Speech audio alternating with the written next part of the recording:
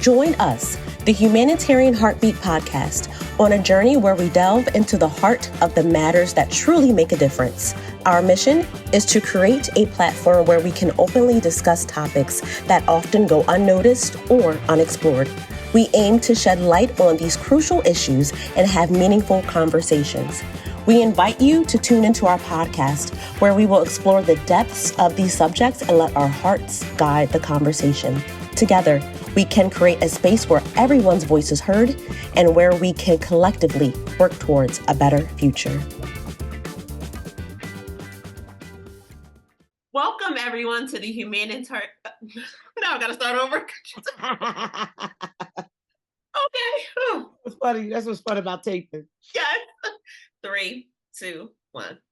Hi, everyone. Welcome to the Humanitarian Heartbeat Podcast. I am your host, Nia Imani, and I have the pleasure of interviewing the serial entrepreneur, Dr. Colona Roberts. Thank you so much for joining us. I am so excited, and thank you for having me. I think we've been planning this for a couple months now, so here we are. Yes, you guys. First of all, I'm sure a lot of y'all know her, number one. Number two, if you don't know her, you're going to want to know her after this, okay?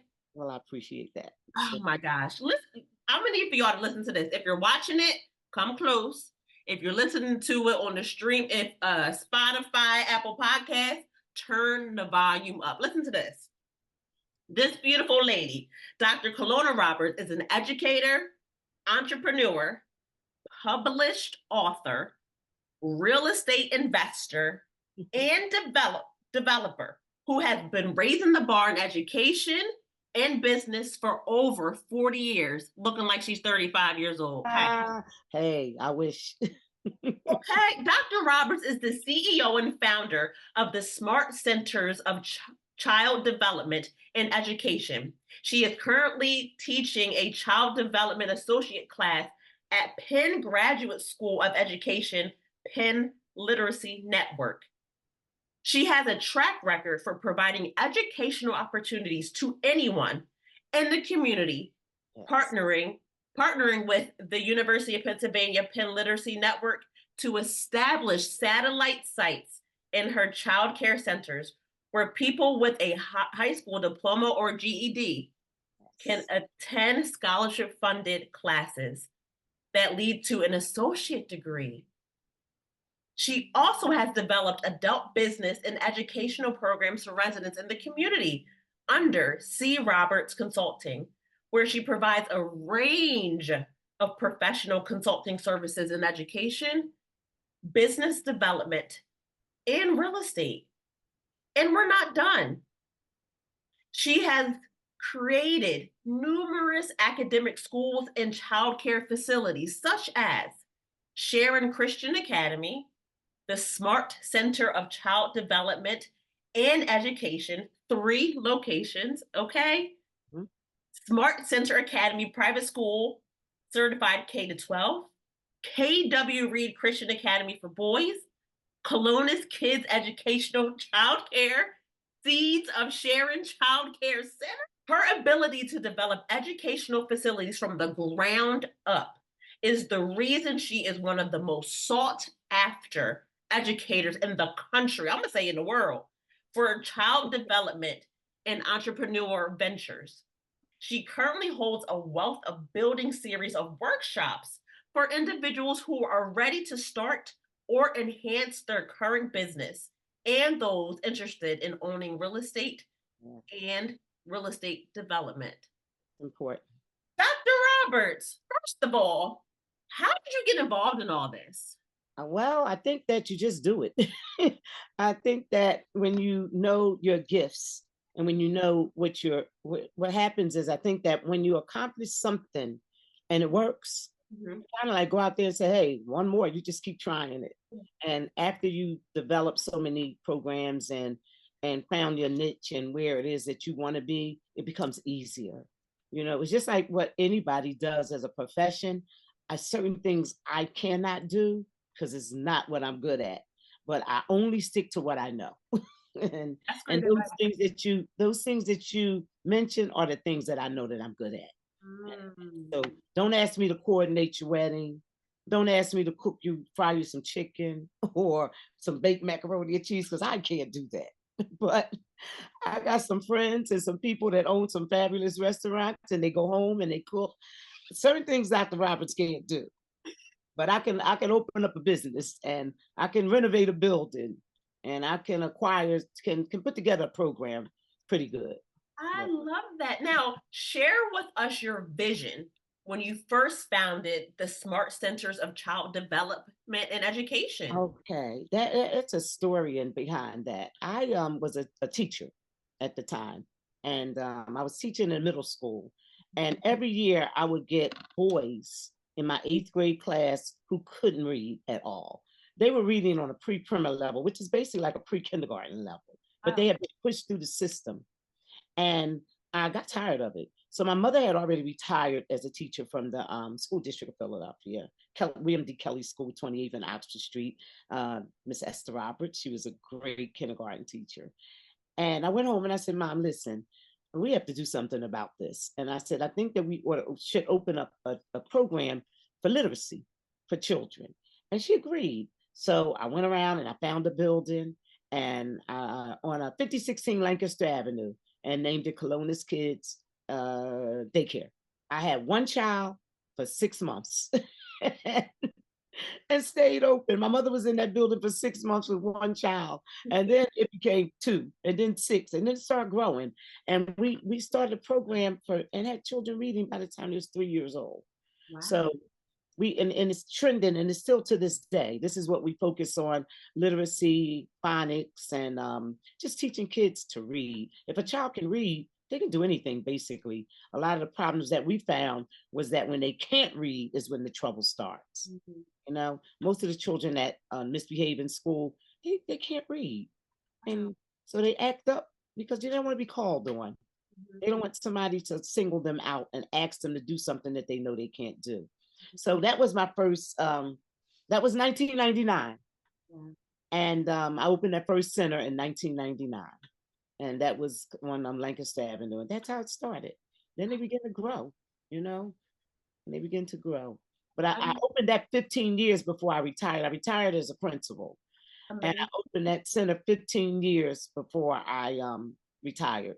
Wow. Yeah, from the district. I did 31 years with the district. Amazing. How has your vision changed from 99 till now? Is it the same? No, it's completely different because in 1999, we didn't have the issues that we have now. So now we're getting children that have so much trauma and so many things are going on. And mothers were different, fathers were different, times were different. So if you have not evolved from 1999 to 2025, something's wrong. So I have to reevaluate my program all the time. Children learn differently. We did not have the internet. We did not have social media. Our children wasn't actually tapping on computers and clicking and dragging and finding information with Google. We had the card catalog. We went to the library. You know, it was things that they have now. We had encyclopedias, not Google.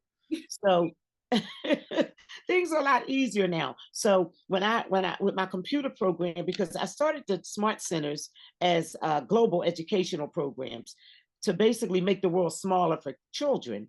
Wow. And we had a contract with National Geographic World. And so I would do water testing projects with kids in Africa, genealogy projects with kids in Asia. Why are your eyes slanted? Why is your hair straight? Why is your skin tone that color? And things of that nature. And we didn't have a lot of what we have now.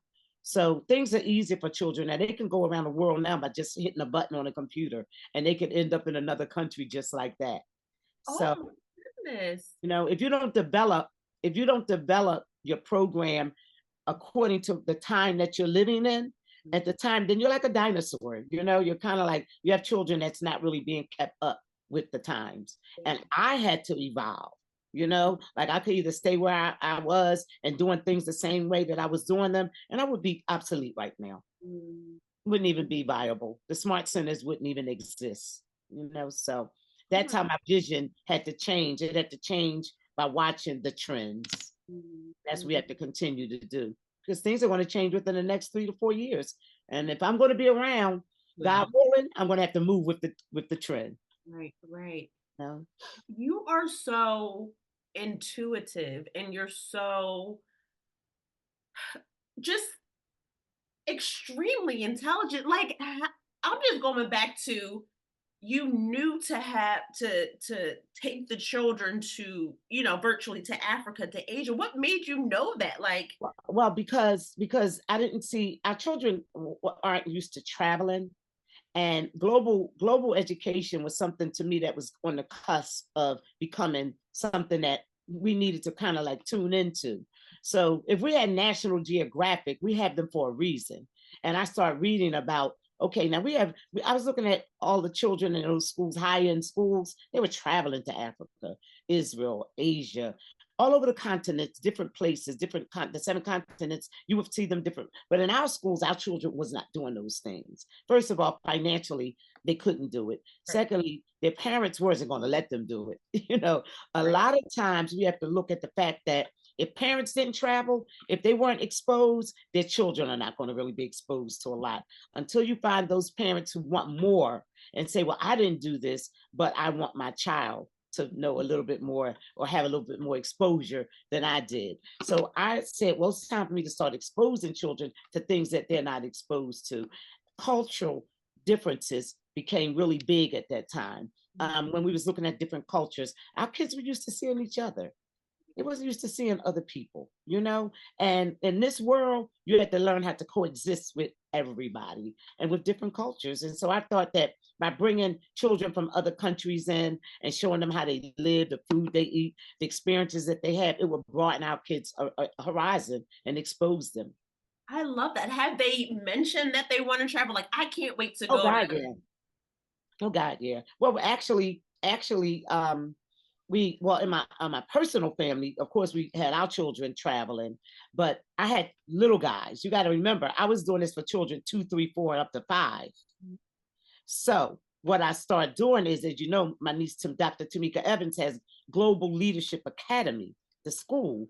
Now, what better place to send a child to a school that does global education? This is something I started, and that school wasn't in existence at the time. Now here comes a school that comes up with global education. They take the children to Africa. They take them to different parts of the world, and those children are exposed. So you have that type of education out here for them. And I would encourage my parents. I had a little pact with Global, and I would say, listen, I have some children. Have your parents. My parents are going to apply to your school, and they would take the steps and apply and enroll. And it was kind of like the kids knew a lot about what they were talking about, and then they got a chance to experience some of those places, not only virtually but in person. Oh my gosh, that is amazing. You You, know, so you're all about the community. community is You- important. Where did you learn that from? Just being, because you're literally giving back daily. Well, Where I did you think learn that I think that as a human being and as a person, like I live in a communities. I was born and raised in a community. I see the devastation in communities. I see women like myself. I was a single parent. I raised my daughter by myself, and I didn't have her by myself. I raised her by myself, and I think I did a pretty good job of it. you did? But I had help. Mhm. I had a mother, I had aunts, I had a wonderful family behind me, and we stuck together. So when I look in the community, I see so many children, and then coming through my daycare centers, mothers. I have single mothers. I have dads that are great. The dads that I have are great, but I had more mothers than I had dads. So I started saying, well, what can I do to help women? Of course, as a woman, that's our first, thought. What can we do to help each other? And that's when I started coming with the idea to develop training programs in a community for women that could come into the center, come into the facility. And I didn't care if they didn't have a GED, it's programs out there. So we would go through the English courses, foundational English, literature, reading, math. And I had help with that also. You know, friends of mine who were former educators came on board, like Will Hobson. He's still with me. We taught together. And Mr. Hobson is a great in mathematics and different things. So he would come on board and do tutoring programs for me. And we just start working in the community and bringing people in through their children. Now, the easy way to get a parent is through their child. So if your child attends the Smart Center, we find out what needs the parents have. And have a meeting coming up next week, I think on the 27th, if that's Monday, the 26th or the 27th, we'll have a big parent meeting. And some of those things that we offer are going to be introduced at that meeting also. Oh my gosh. And then you've been instrumental in making higher education accessible through the partnerships that you have with the University of Pennsylvania. Can you talk about how this has shaped your approach in developing educational programs? Well, that came about by surprise also, because I never applied to Penn for a job. That was all God, trust me. I have a friend, Dr. Niece Dickerson, who's very dear to my heart. We teach this even at 6:30, so together. So she's my teaching partner at Penn and for Dickerson and Associates. Well, Dr. Bonnie Botel, she runs, and her daughter Lara, they run Penn Literacy Network. Dr. Dickerson was hired by them to do the Child Development Associates class. Well, she needed a partner. She told them about Dr. Colona Roberts, and I had already been teaching the Child Development Associates class for almost about 10 to 12 years prior to that. So I got a call and was asked to do it. And the funny story was I wasn't going to do it. And when I heard Dr. Bonnie Botel say her name, I said, would you happen to be related to Morton Botel? She said, that was my dad. Now, Morton Botel, he kind of, to me, was one of my heroes. He was somebody that changed the way that the testing was taught to our children. He came up with the lenses of learning, the lenses of learning, and before, during, and after the BDA. You know, he just was so innovative and creative and was for our children and changed so much about education in Philadelphia and at University of Pennsylvania and all over the world. So when she said her name and she said she was related to Morton Botel, I was like, I loved your dad. I never met him. And unfortunately had just passed. Right. And she said, I wish you had gotten an opportunity to meet him. And that would have been something that would have been a highlight in my life. But Morton Botel was one of the reasons why I stuck with English and stuck with education. And I want to thank Dr. Bonnie Botel for seeing enough in me to bring me on board at Penn. She's a wonderful person. Oh my gosh. And you're a wonderful teacher. You know, you make education fun. It is fun. Yeah. How do you do that? Because when I think about education, I'm like, I just don't feel like it. Like, how do you bring that joy into it? Well, you have to tap into learning styles. The only way education is going to be fun for children or for adults is if you teach people the way they learn. Like, I'm a visual learner, so I need tapes in front of me. I need books in front of me. I need pictures. You know, you can talk to me until tomorrow morning, and I'm going to hear what I'm going to hear, and the rest I'm not. It's going to go in one ear and out the other. And we have to think about that for children. Yeah. If you want to bring out the creativity in children, you have to know how they learn. Kinesthetic learners, do they need to be hands-on? Are they auditory learners? Do they need to hear it? So what you have to do as an educator, when you present your educational program, you have to incorporate all styles of learning in it. So every child can have fun while learning. You know, because it's no fun for a child if they're not being taught the way they learn. Even as adults, my family tease me all the time because as an educator, I really don't like to read books. You know? So, and I'm into literacy, but I think I read so many years and taught so many, books until I'm like, I'm not reading. And my niece has a library and she reads and she's an avid reader and she loves it. And I'm like, oh my God, I don't want to read that book. But let me tell you something. if a child, if that's the way they learn, then you have to present them with material that's interesting to them. And what I learned with my boys in 8th grade, I had to bring in Walter Dean Myers. I had to bring in different Black authors, Omar Tyree, and books that even though he wrote on a higher level, I taught on a higher level. Mm-hmm. So when my children was in 8th grade, I taught the school district curriculum, but I also went to Temple and got Temple University's vocabulary workshop book. Wow.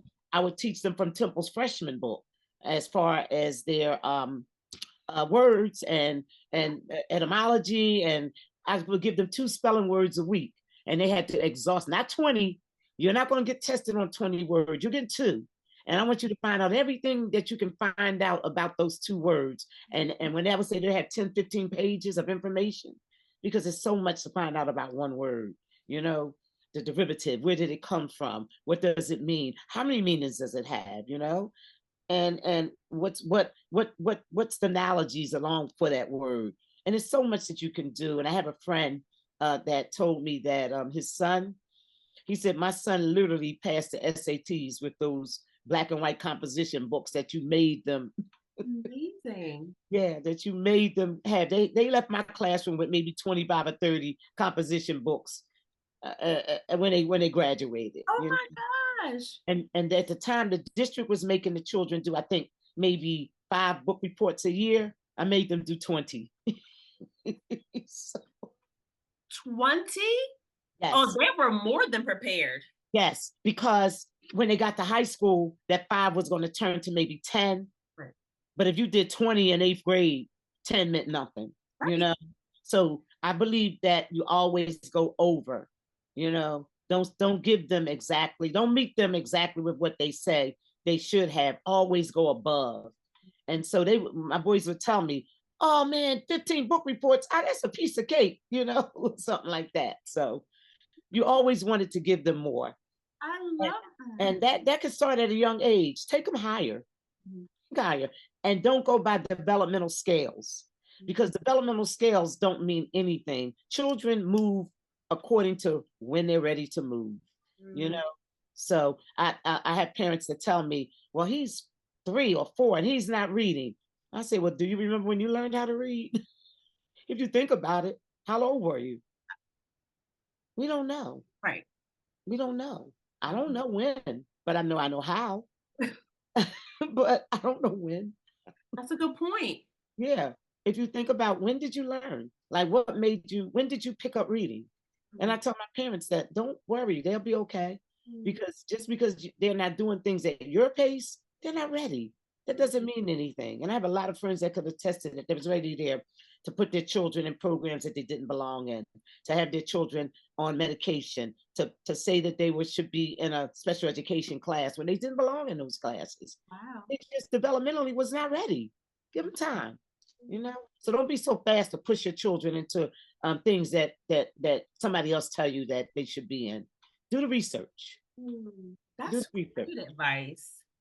Yeah, do the research. Nobody knows your child better than you do, or should know. I should say that. Should know your child. So you need to spend time with your child. You need to talk to them. You can test your own child. You know, get the Dolch word list. That's a good point. I've given all my parents. You can test your own children. Who says that they have to be tested in school? Find out what they know. You know, put a math worksheet in front of them, and hey, once you do these problems here, you know, and that's it. And don't always rely on a computer and Google and everything else. Teach them the research. You know, we have all these tools. They have these tools accessible to them, but they handicapping them in the meantime. Yeah, they are. It's making it really easy. And when I hire children in the summer for summer jobs and they have to write a paragraph, they don't know how. They don't know how. They can't write any longer. You know, so it's a situation that we going back to reading, writing, and arithmetic is important. Yes. Yeah, that's the way of the world for real. If the computer shut down, if somebody asks you to write down for me why you want this job, why should I hire you? Also, communication. They don't talk to each other anymore. Yeah, everything's text. Right. Shorthand. You know, I don't even know what half the symbols mean, you know. Somebody told me to DM them. I call AJ, my nephew. I'm like, what does DM mean? He said, you do it every day. I said, well, I didn't want to seem silly. So the person said the DM. I'm like, okay, I'll DM you. I had no idea what DM meant. I said, AJ, listen, what does DM mean? You tell me. But So, you're right though. You got to get back to it because God forbid, like you yeah, say, we never internet, know. whatever shuts down. Do you know how to sign your name in cursive? Do you Yeah, know they how to? don't. They took cursive right now to schools. I make kids cursive right. My after school programs, you're gonna cursive right. We're gonna learn how to do these things. Awesome. You know, some people have beautiful handwriting, and we want our kids to learn how to write. You know, it's important. It's a skill. You know, I do have the computers, but I write out, I handwrite everything before I put it on the computer. I love to handwrite, and I keep and I'm so old, I keep old. You know, we have accountants, you have bookkeeping, Yes. but I also have manual books. I write down everything. You know, they laugh. If you look over on my chairs over next to me, it's books stacked up with just writing. I write down numbers. I keep everything. This Yeah. stuff crash, I'm good. That's a very good point. You know, Yeah. that's a great teaching tool. Yes, right. Write your stuff down. Don't rely on the internet and your flash drives. If something might conk out, you never know what's going to happen in this world. You know, we had a pandemic we didn't expect and everything shut down. You're right. You know? So it showed us what the world or what people or what somebody could do to us. That's Mm. not God. You know. You come up with gems. That is so true. You know? Now, s- speaking, because you're talking about the trajectory, you're helping people get to the next level. How did you go from being an educator to an author? Tell us about that transition. I think that it's a part of the I think it's a part of the transition when you're an educator, when you go for your doctorate, when you start writing, and when you feel like you have something to offer. Mm. You know, okay, I'll tell you what happened. I got so tired of people calling me and trying to have me on the phone for hours. And when I wrote the book, the blueprint, I have one, I showed Yes, to you. yes, please show us. This is the blueprint, right? Yes. So Uh-huh. the blueprint is building business the right way. Mm. The reason why I wrote the blueprint was because it answers all the questions that everybody was asking me on the phone. But they keep me on the phone for hours because people think that they can call you and they can ask you, well, I want to start a childcare. How do I start? Okay, I'm like, where do I start? It's so Right. much. Yeah. So where do I start with you? Do you have a location? No. Do you have any money? No, they say it's grants out here. I'm like, well, there's no grants for that. You know, it's like you have to go, well, somebody told me I could get a grant. Well, do you have a 501c3? No, I don't. Well, you can't get a grant. Do you have a nonprofit? No, I don't. Well, you can't get a grant. You know, it's like certain things that you have to have in place before you do. You have 3 years of tax records to anything? No, I don't. Do you have anything? Right. So they want to start, but they haven't started. You Mm. know, and they haven't, which leads me to another book, Change. Mm. Change. Uh-huh. So Change was written because I realized you have to go under construction and you Mm. have to change everything about yourself when you want to start a business, especially if you're used to working for other people. Okay. Because the 8 hours you put in for them, you're going to be putting in 16 for yourself. Wow. You're going to be doing more than 8 hours. You're not going to get a paycheck unless you are the person that's making that paycheck come your way. You know that you're making the money on your own. You're delivering a service. You're providing a service. You have goods to sell. You have something. You're not going to be under someone else's payroll when you start your business. You're under your own payroll. Do you have medical coverage? How much does it cost? Things of that nature. What about your bills? Are you going to be making enough money to sustain yourself? With your paycheck, you knew what you had coming in. With your business, you never know. It could be good one month, and the next month you don't have to make a dime. So, how much money do you have in a nest egg or so saved up? And as my sister Tammy would say, in the tuck, Yeah, seriously. how much you got put away in the tuck? Where if things fall apart or you don't make any money that month, you still have some money to live off. So when you're thinking about starting a business, it's a whole gamut of things that you have to think about. And change, the first thing you have to do is change your way of thinking. and stop being so, well, if I could do this, then I can do that. I'm running this for them. I could run it for myself. You don't know what it took for that person to get to where they are. You know, people may have failed 10 times before they succeeded. Right. And now you walking on something they developed and you think you could do it just because they hired you. And now you're working for them 8 hours a day. And no, it's not that easy. Yeah. You know? Why do people think that entrepreneurship is so easy then? Because we make it look easy. When you look at what somebody else is doing, you think that, because people look at finances a lot. So they look at you and they look at your lifestyle a lot of times. And they figure, if she can do that, I can do that. You know, if he does that, I can do that. They think it's easy because they don't really have a true concept of entrepreneurship. And they don't have any type of business skills. They don't know. And they really don't know. And that's why people get into business and they realize that this is not easy and they get out of it. They walk away from it, you know, or they fail. You know, some people fail in business because they don't do their homework.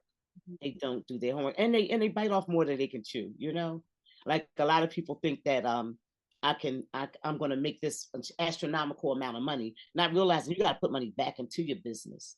You know, and you have to have employees that you have to pay. You have to pay people, not unless you're going to be a business of your own. Now, I'm at home. I'm in my office. Some people don't realize that you can start your business at home, you know, which is good. And they don't want to do that. They want to be able to have a grand opening. Okay. Oh, forget the grand opening, you know. Don't bite off more than you can chew. Now, if you can't afford the building or rent the building, then don't do it so fast. Start your business at home, build it up, and then go into getting a building or so, you know. So we move too fast sometimes. How do you, and I'm not going to see, I'm about to do what the people were doing when they called you on the phone. Where can people get this book? Both books. Send me an email at Dr. Colona, Colona Roberts @gmail.com. And you can send me a cash app. You know, I do a special discount for these books here. I'll do both books for, let's say, $35. With all that knowledge you putting in there? Yeah, $35. I could do both books. Yeah. Anybody that sends me an email, and I'll send it out. I'll make sure they get it. Yeah. And I'm just trying to wrap my brain around. So, but these are things that this knowledge, these things in these books, I'm actually revising a lot of the information in them too. So, you know, you can get these books, and then when the new books come out, I'll let them know that the new books are out. I have another book. I went on a thing and did a book. This one called Shop Till You Drop, because that's my passion. Shop Till You Drop. And this book is a fun book that I did online because I found sites. I have a publishing company. I own Legacy Publishing Company. So it's easy for me to kind of like do my own publishing. So it's easy for me. The reason why I did that, because I know I wasn't going to get signed by Simon and Schuster and all those other places. You know, I'm not famous and they're not going to sign me. So I said, I'm going to start my own publishing company and start writing my own books and having them and formatting them, and having had a graphic artist, Michael from Kingdom Exposure. He did my covers for me, and I would just send them out and get them published. Yeah, and started Legacy Publishing Company, and I did for quite a few people. So I have some people that I'm working with right now, working on their books, and I'm going to get their books published for them. Oh, this is why we called you the serial entrepreneur. And you do real estate. How did you get into real estate? Like, I know you have a building for education, but how did you get into? Well, what happened, my buildings, I own every one of my buildings. I bought every one of my buildings outright. I never took a loan out from the bank, and I never borrowed any money at all, ever. You know, I never borrowed any money. Hold on, Dr. Roberts. Say that one more time. I own every one of my buildings that I have 1, 2, 3. I have about maybe 10 to 12 buildings. I own every one of them. I bought them in terrible condition, and I renovated. I love renovation. And every one of my buildings are up, running. They're beautiful. And I bought them as is. and then I would renovate them. So every time I opened a program, I walked into a building that I owned. So I never had a mortgage or rent. And that's what kind of saved me during the pandemic. Also, I want to let people do that. Because I owned everything, I stayed closed for 2.5 years. And my buildings were fine and I was fine. And I didn't have to worry about overhead except for utilities because I kept everything running in the buildings because I literally thought we was going to be back in about 2 weeks. I told my staff when we left, I said, well, I'll see you guys in a couple of weeks. Who knew 2.5 years later? When I left, I had about 350 children. When I came back, I had 0. Wow.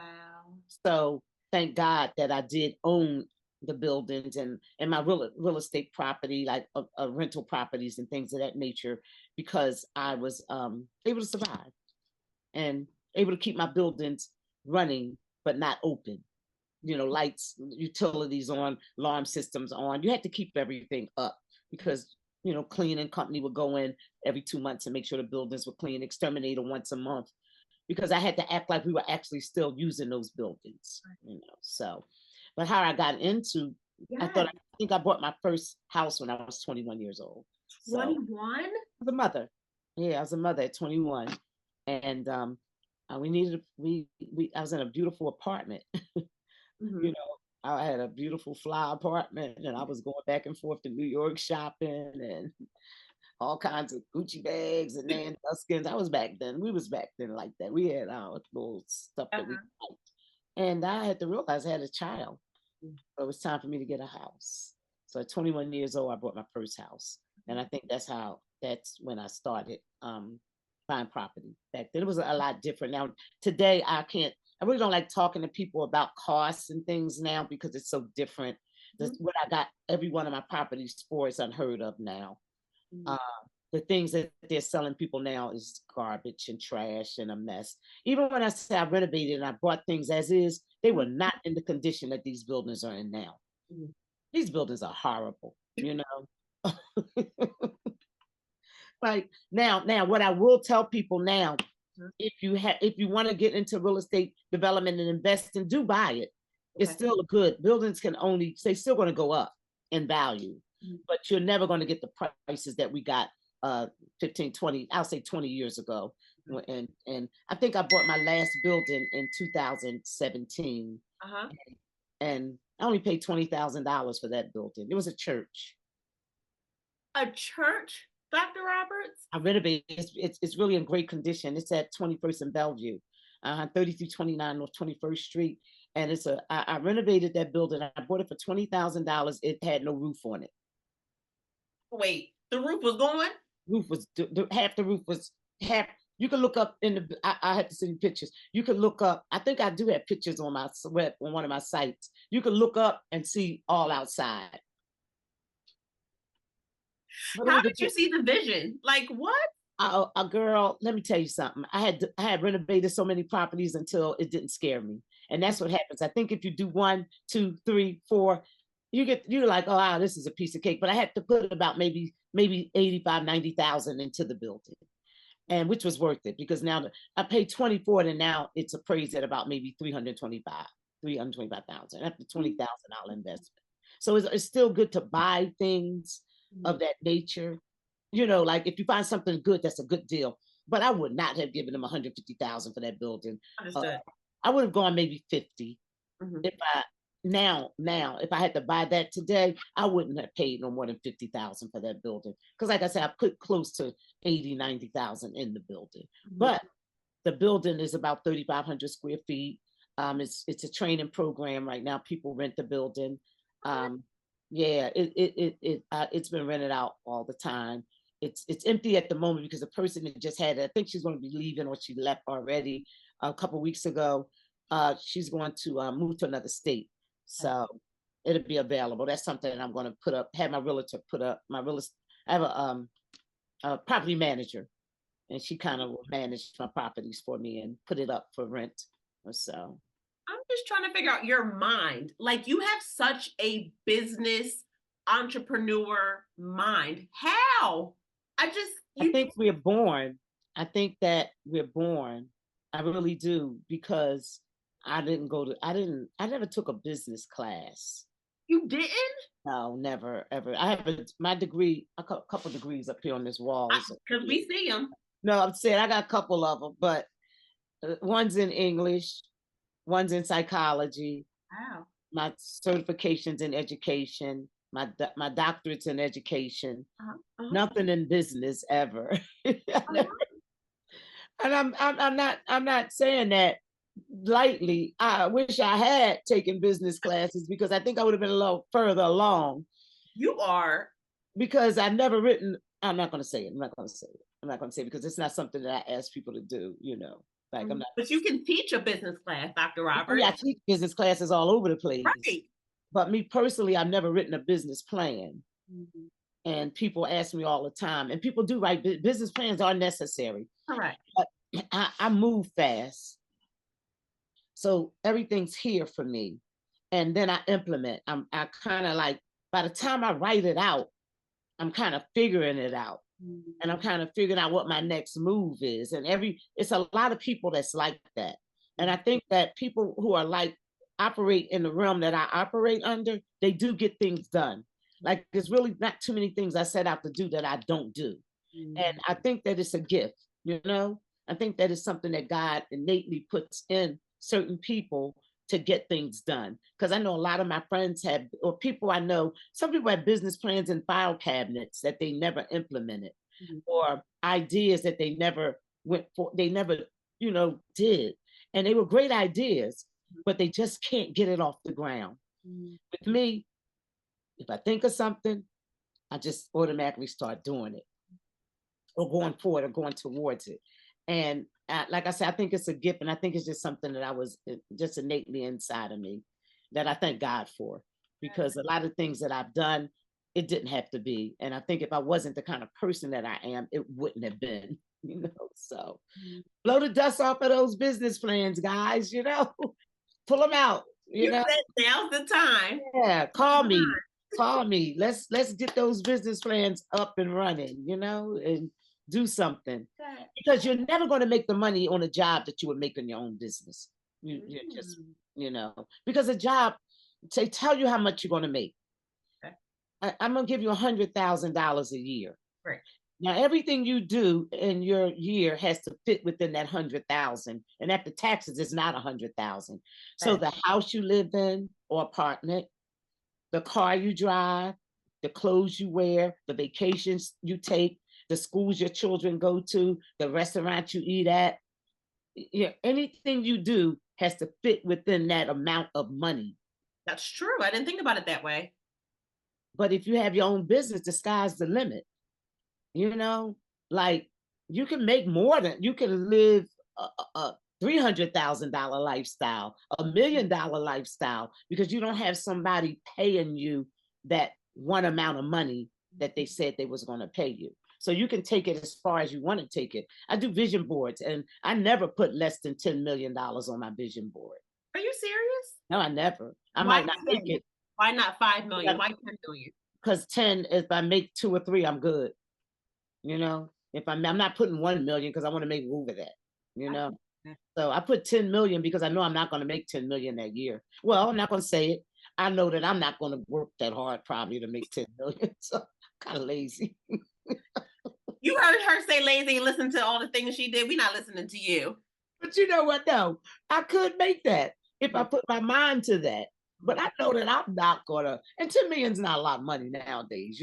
It's a lot of money. But considering that in order for you to buy a good house now, a really good house is going to take you over $1 million. Right. I personally think it's ridiculous, but if you want a good house now, I'm in my house now that I've been in for the past 27, 28 years. I love it. And can I buy $1 million house? Of course I can. Do I want to? No. Because it's just, I don't have to. I'm comfortable. I'm okay. But seriously though, it's a beautiful thing to be able to do things like that. Now, talking about the younger generation now, you have to have, my daughter lives in California in Woodland Hills. Okay. She could not think of, you cannot buy a house out there. $1 million gonna get you 900 square feet in California. 900 square feet? Pay probably nothing. She bought her house over 10 years ago. And Amazing. it was nothing over there, and nothing in California, $1 million, you know? Mhm. Yeah. You wasn't gonna get a house for $1 million 10 years ago. Right, So right. now it's impossible. But you could, that's why I'm not moving over there or moving anywhere like that, because you can live like a queen over here. You live like a queen. You get your house, you get your house for $300,000. You got you a big old house. You go out there in Delaware or other parts of the country, or I mean, it's Pennsylvania outskirts or somewhere. You get you a big old house, you know, Yeah. 5,000 square feet, 400,000, $450,000. You know, you got your pool and everything. Go to California, you're gonna spend $5 million, and you ain't gonna get no. You're not gonna get no pool. Probably you gotta have one put in. Probably. So you gotta know what it is you. And I think that I don't care how much money you have. Mhm. You don't want to live beyond your means.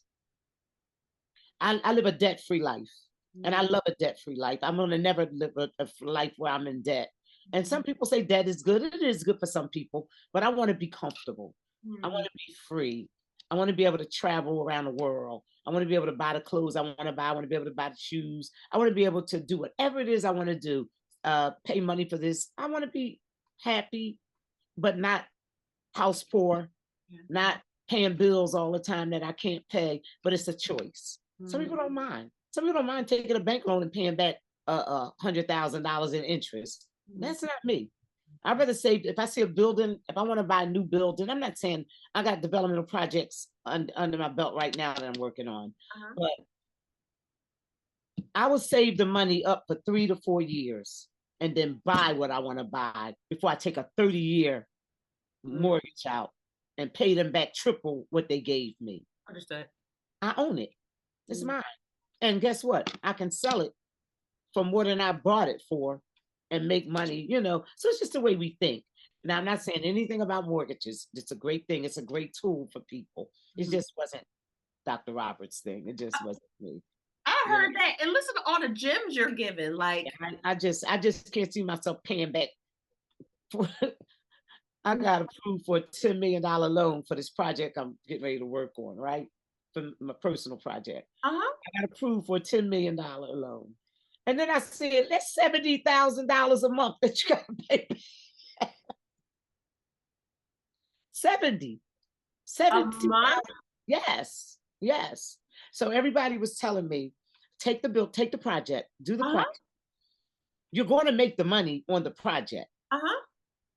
But just the idea of me having, and the developmental project, that don't mean that all my units are going to be rented or sold. It's a 70 unit project. I would be building 70 units.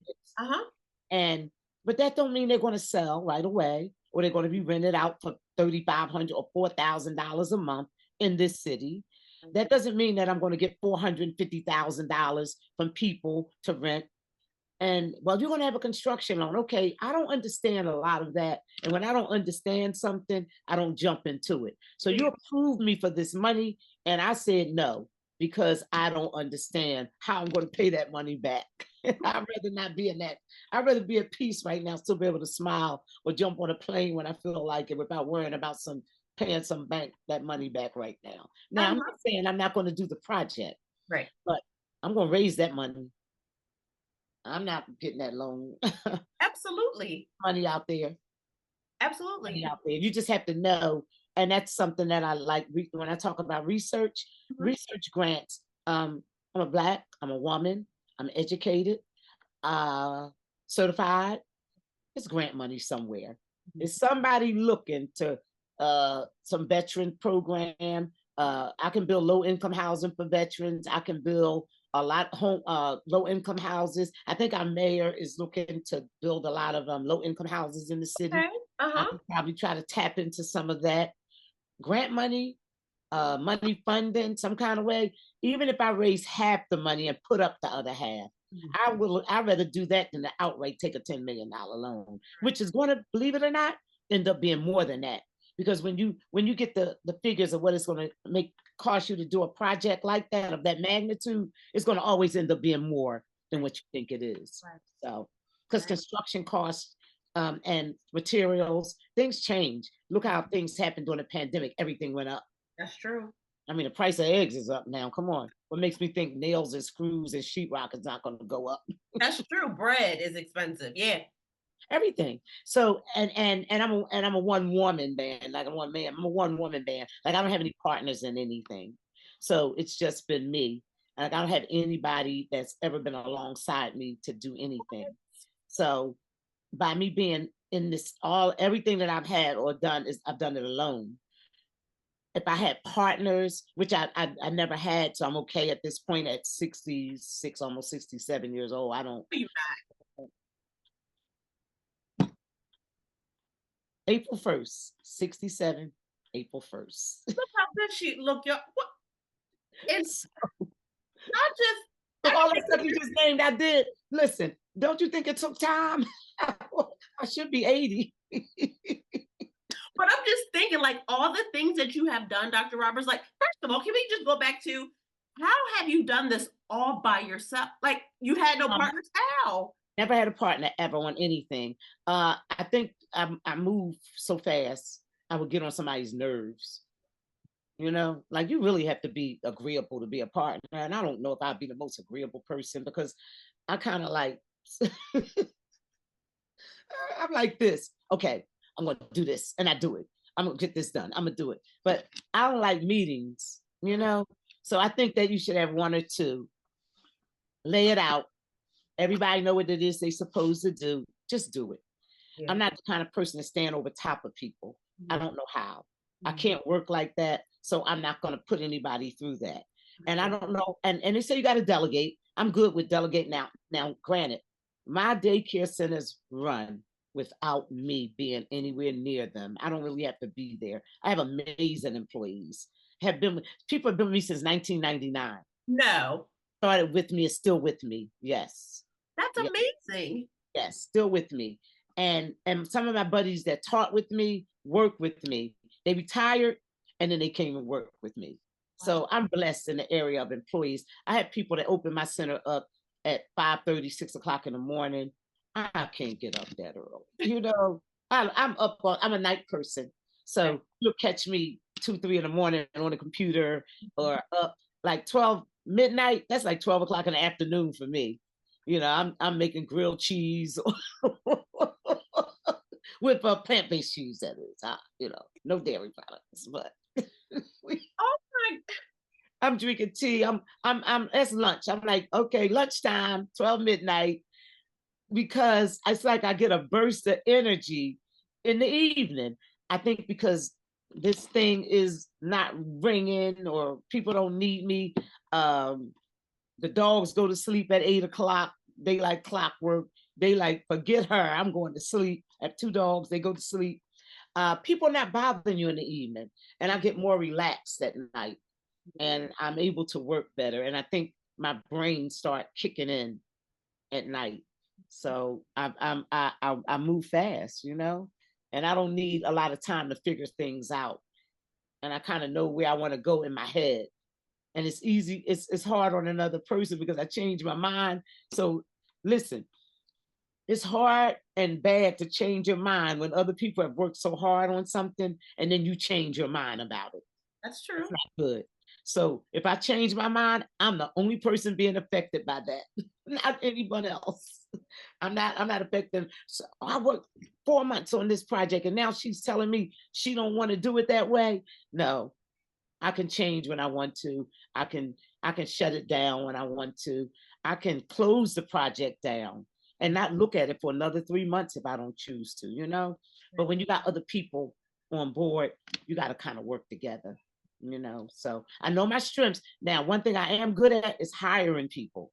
So I can't do the contracting work, but I have amazing contractors. They do the work, but they kind of see I give them my vision. I have a wonderful architect. He'll draw out what I want, put it on paper, and then my contractors will carry out what he has on paper. And all I have to do is manage it, you know? Mm-hmm. So I know I can't do the building. I can't do the I can do the groundwork. Mm-hmm. I'm the visionary. I'm not the builder. Mm-hmm. I'm the manager, and that's it. And I stay in my lane. and I kind of let people do what they do because you get more out of them. So when my contractor comes to me and he say, well, you wanted this wall down, or you wanted a hole cut here, or you wanted an extra 2 bathrooms put here, but I think it would be, Uh-huh. I listen to him and I say, you know what? I think that's a great idea because They know, like you said, you know what you're good at. So you know he's I good at already it. know. And when you get people sometimes and you let them do what they do, you get so much more than you ask for. That's a great nugget. Yeah, and I can't work with people who are like bossy and controlling because that's not my style and that's not who I am. I'm not I have people, I have supervisors. They like the supervisors. I don't like that, you know. So I got bossy people that kind of like to, delegate and tell people what to do. I'm not good at that.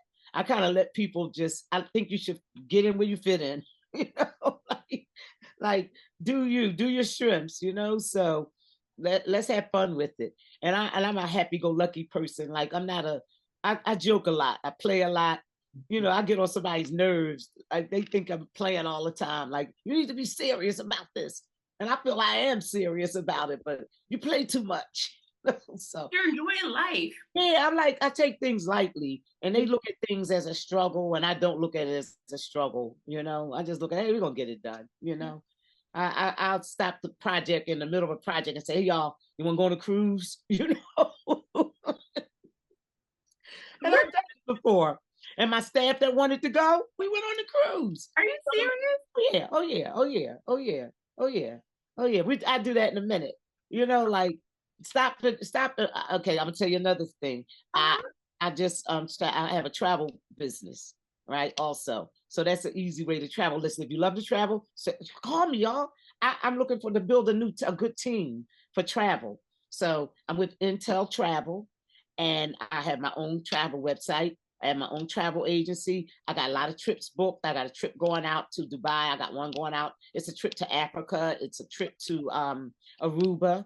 All these trips I booked. I got these trips going out, and I have one going out to Morocco March, the end of March. We're going to Morocco, and from Morocco we're going to Ghana because it's only like 4 hours away from Morocco. So we're gonna Dr. go. Roberts. Yeah, we're gonna swing over to Ghana from Morocco. We leave on the 30th of March.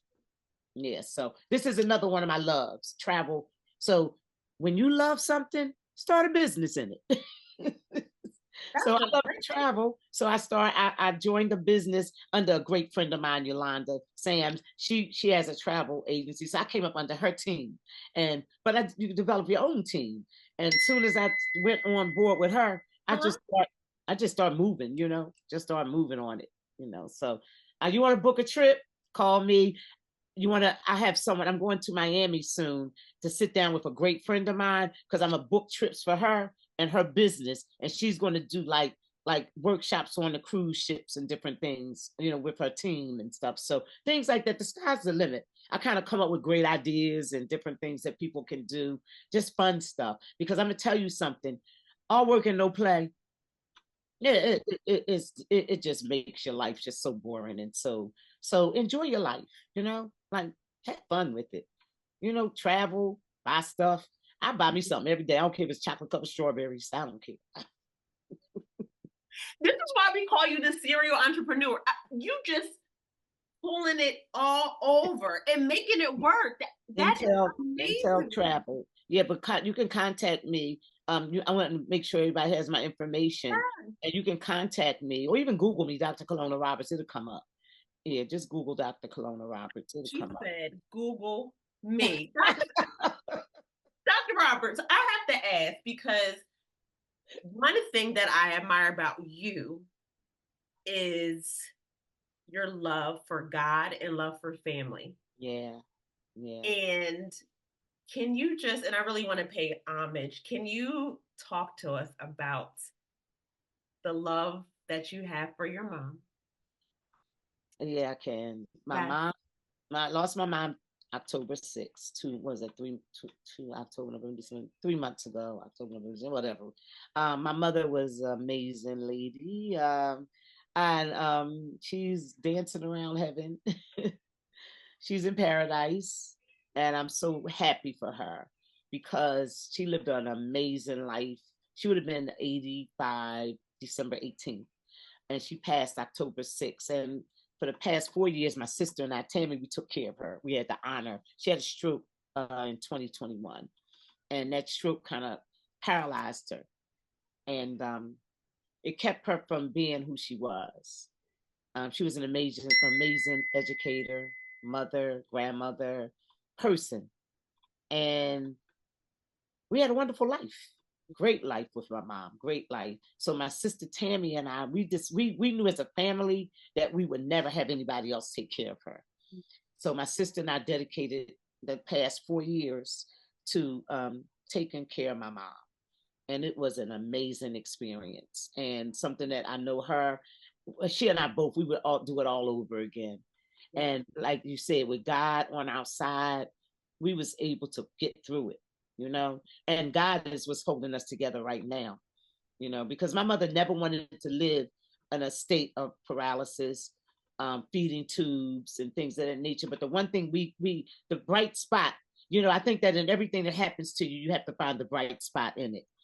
And the bright spot for us was she never lost her memory, and she never lost her ability to be funny. And we couldn't beat her in board games. And she was smart as I don't know what until the day she left here. Like he never took her mind. God never, he let her have her senses, and she was amazing. So we thank God for that. And because we know God, we know we'll see her again. Yes, and we're okay. We are okay, And my mother didn't want to live. She didn't want us taking care of her. She resented it, but we did it, and we would do it again. And she would tell us to get out, and we would say no. and she would tell us off, and we would like sit there and take it. And okay, man, what you gonna do now? Mm-hmm. I just say, well, I'm gonna do something. I said, okay, get up and do it. Knowing she couldn't get up. So we God really pulled us through this, and we thank God for that.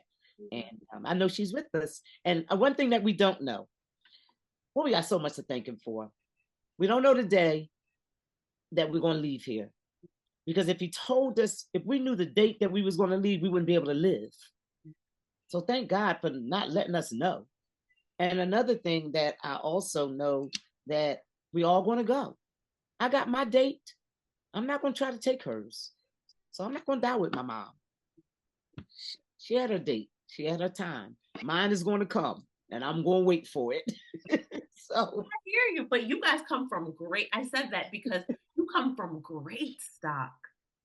Great stock. She taught us well.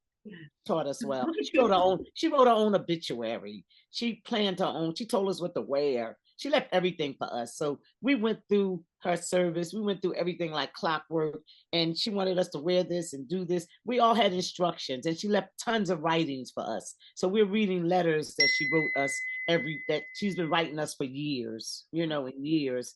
And we got so much stuff. My niece Tamika has all that stuff because she's the reader. So she got bins and journals and books and stuff. So we got a lot. We have photographs. We traveled a lot.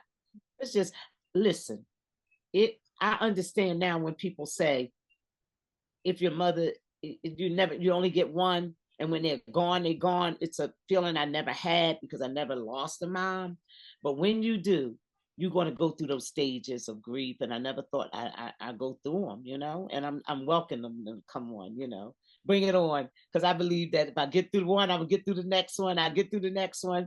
And I'm not going to sit around, and you can't tell people how to grieve.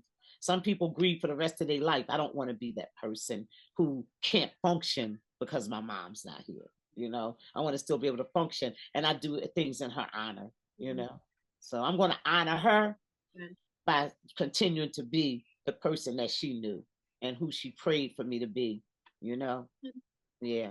My mother would have a fit if she thought I was around here growling and can't function, can't, or going to therapy the next 10 years. That's not who I am.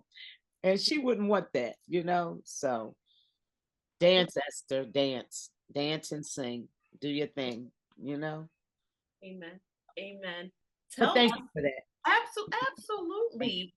Absolutely. And I just want to end on, you are a comedian. You are the serial entrepreneur and author of a woman of Christ, a family woman. You have so many hats. But Dr. Roberts, who do you say that you are? That's a good question. Who am I? I think that one of my greatest, I belong to me and I belong to God first. I know that. But one of the things that I treasure for me was being a mother. Like that's one of my to me greatest accomplishments. And I think that I'm a giver. I am someone who's loyal. Number one, I'm a loyal person. I'm very loyal. I like people. I got the same friends that I had since kindergarten. I love it. Yes, my Veronica, my niecey, all of us. Denise, Ronnie, me and Ronnie was in kindergarten. We still great friends. All of my friends from kindergarten, we was 5 years old. We all 66 and 67 now. But we still hang out. We still go to dinner. They were my kindergarten friends. I'm very loyal, but I'm a happy person.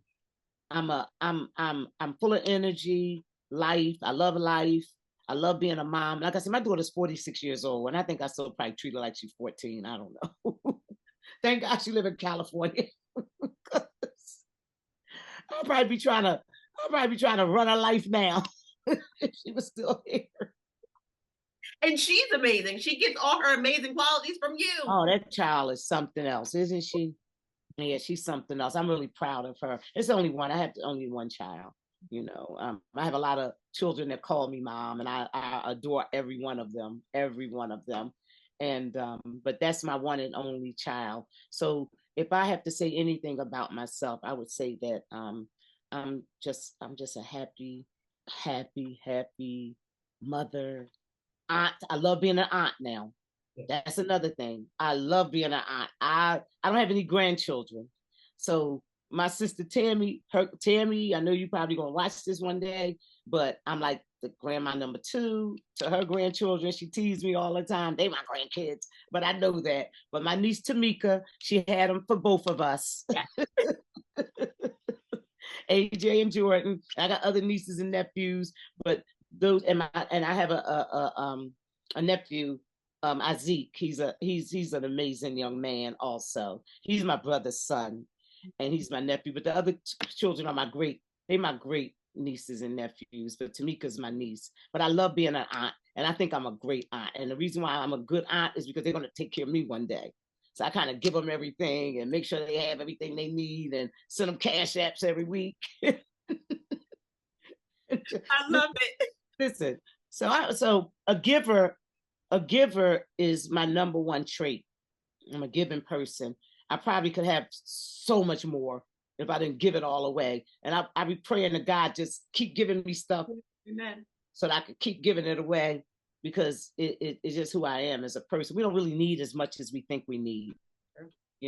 People, I got stuff, but a lot of stuff I don't really. Let me tell you something. If it all went today or tomorrow, I'd still be the same person.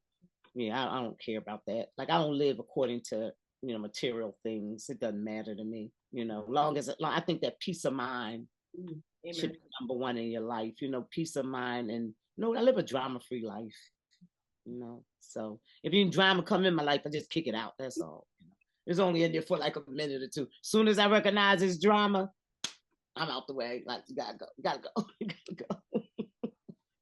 I think everybody should gain that quality. You'll be happier. You got those people that's going to pull you in. Don't let them pull you into that. Brush it off. This has been fun. This has been fun for me. You are a blessing. I hope y'all listen to all the nuggets she poured into, and just Dr. Roberts, you are daily saving lives in the community and beyond. And we are so blessed. We are so thankful for your mama. We are so thankful that God has you here. We are just so thankful for you. Thank you. You're welcome. Thank you. More than welcome. You're more than welcome anytime. And I do want them to get my information. Yes. Because, like I say, I could share. I'm willing to help anybody, especially people that want to get into business and, real estate or travel. If you want to travel, guys. Now, I'm telling you now, if you like to travel, you kind of might want to come up under as a part of the team because we're gonna be doing a lot of stuff.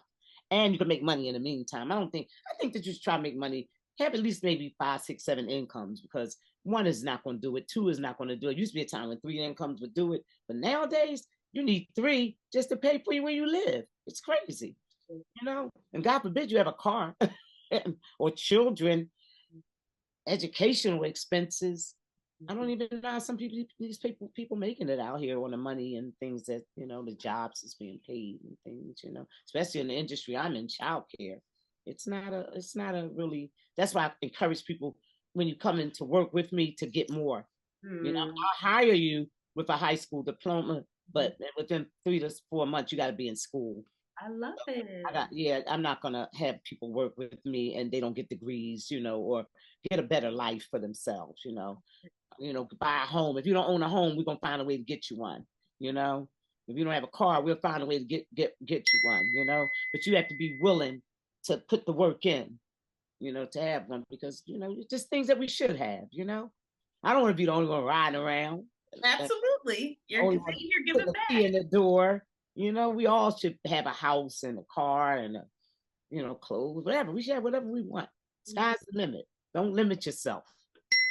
You heard Dr. Roberts. We're going to have all her information down at the bottom. Okay. Thank you so much. You are more than welcome. We appreciate you.